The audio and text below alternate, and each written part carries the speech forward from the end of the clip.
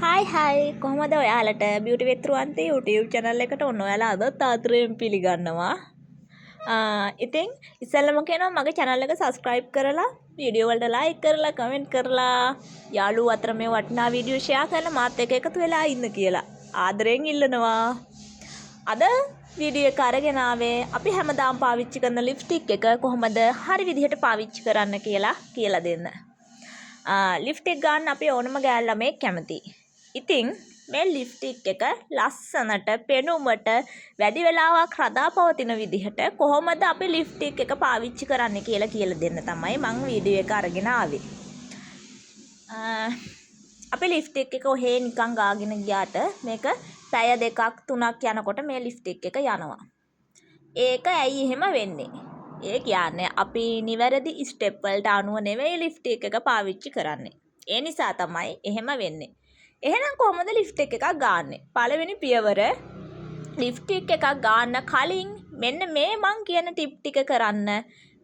ඒක එහෙම කරාට පස්සේ ඔයාගේ ලිප්ස්ටික් එක ලස්සනට පේනවා. ඒ වගේම ලිප්ස්ටික් එක ඔයාගේ තොල් දෙකට උරාගෙන, ඒ කියන්නේ උරාගෙන කියන්නේ ලිප්ස්ටික් එක තොල් දෙකේ වැඩි වේලාවක් රඳා පවතිනවා. මොකද්ද කරන්නේ? මුලින්ම ලිප් ස්ක්‍රබ් කරන්න ඕනේ. අපි දන්නවා අපේ මූණ අපි ස්ක්‍රබ් කරනවා. ඒ වගේම තමයි අපේ ලිප් වලටත් ස්ක්‍රබ් එකක් ඕනේ. ඒ කියන්නේ අපේ මැරුණු සම ඉවත් වෙන්න ඕනේ අපේ තොල් වලත්.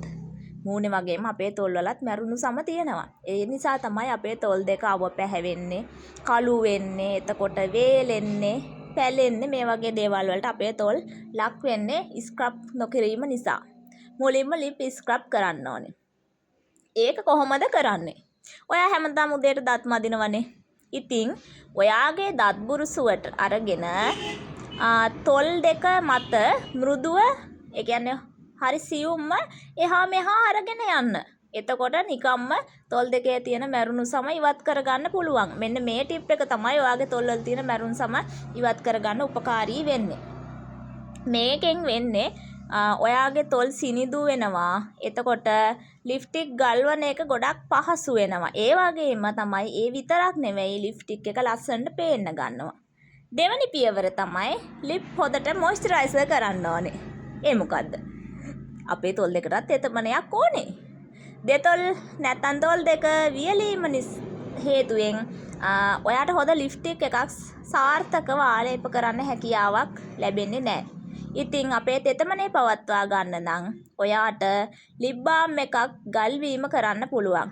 ලිප් බාම් එකකින් දෙතොල් වල ඉරිතැලීම් වැහිලා දෙතොල් සුමුදු බවට පත් වෙනවා. මගේ කලින් වීඩියෝ එක මම ලිප් බාම් එකක් හදා ගන්න හැටිත් ඔයාලට කියලා දීලා තියෙනවා. ඊළඟ තුන්වෙනි පියවර තමයි ෆවුන්ඩේෂන් එකක් ඇප්ලයි කරන්න ඕනේ. මූණට වගේම තොල් දෙකටත් මේ සත්කාර ඕනේ ඉතින්. ලිප්ස්ටික් එකේ වර්ණය ගොඩක් කැපිලා පේන්න විදිහට පෙන්වන්න නම් ෆවුන්ඩේෂන් එකක් ලිප් වලට භාවිතා කිරීම අනිවාර්ය දෙයක්. ඔයාගේ ලිප් දෙකේ මේකප්, ඔයාගේ ලිප් දෙක මත, ඒ කියන්නේ ලිප් දෙකේ මේකප් ස්පොන්ජ් එකක් භාවිතා කරලා තොල් වල දාර තියෙනවනේ, දාර වටේ ලස්සන ෆවුන්ඩේෂන් එකක් ඇප්ලයි කරන්න.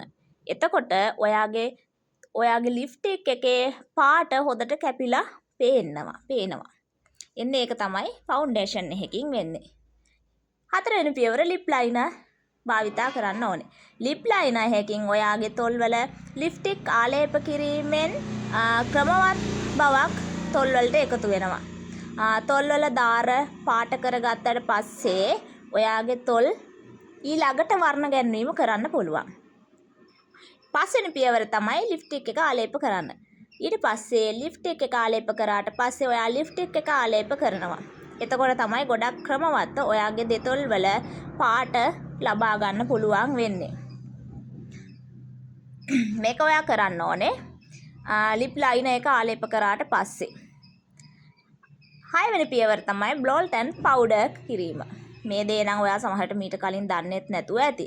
මෙතනදි කරන්න ඕනේ ලිප්ස්ටික් ආලේප කරාට පස්සේ ටිෂු එකක් අරගෙන තොල් වල තියලා, ඒ කියන්නේ තොල් මත තියලා තරමක් මහත බ්‍රෂ් එකකට පවුඩර්ස් පොඩ්ඩක් අරගෙන ඒ මත ආලේප කිරීම. දැන් ඔයාට මේක මුළු දවස පුරාම තියාගන්න පුළුවන්. මේ තොල් වල ආලේප කරපු ලිප්ස්ටික් එක ඔයාට පැය දෙකක් නෙවෙයි මුළු දවසේම වුණත් ඔයාට තියාගැනීමේ හැකියාවක් තියෙනවා. මම මේ කියපු පියවරවල් ටික අනුගමනය කරලා ඔයා ලිප්ස්ටික් එක පාවිච්චි කරොත්.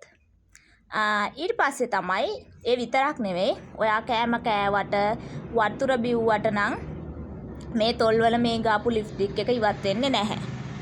ඉතින් තව වීඩියෝ එකකින් එන්නම්.